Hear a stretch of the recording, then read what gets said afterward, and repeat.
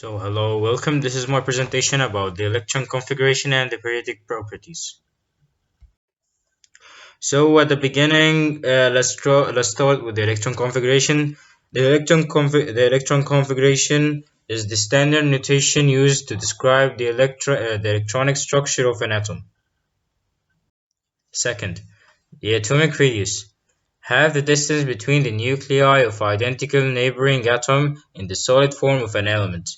An atom has no rigid spherical boundary, but it may be thought of as a tiny, dense positive nucleus surrounded by a diffuse negative cloud of electrons.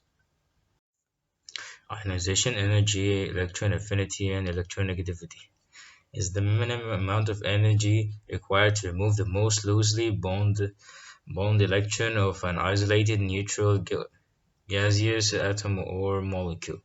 Examples of ionization: when neutrally charged sodium combines with the neutrally charged chlorine to become salt, the sodium atom loses an electron and becomes positively charged. The chlorine atom, which acquired the electron, becomes negatively charged. Electron affinity: the amount of energy liberated when an electron is added to a neutral atom to form a negatively charged ion. Electronegativity: the ability of an atom to attract to itself an electron pair shared with another atom in a chemical bond. As we can see in this periodic table, the electronegativity increases when we go to the right, and it increases more when we go upward. So the highest electronegativity is the last one on the right and the upper one. The periodic trends of atomic radii. There are two main atomic radius trends. The first atomic radius periodic trend is the atomic radii increases as they move downwards in a group. When an additional shell is added, those new electrons are farther from the atom's nucleus, which increase the atomic radius. Here's a comparison between ionization energy and electronegativity. Ionization energy is the energy that should be given to a neutral atom to remove an electron from it. The removal of electron means that removed it infinite distance from the species, so that there are no attraction force between the electron and the nucleus. Complete removal.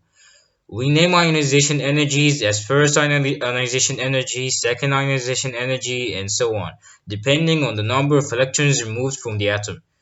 At the same time, this will give the rise of cations with +1, +2, +3 charges, and so on.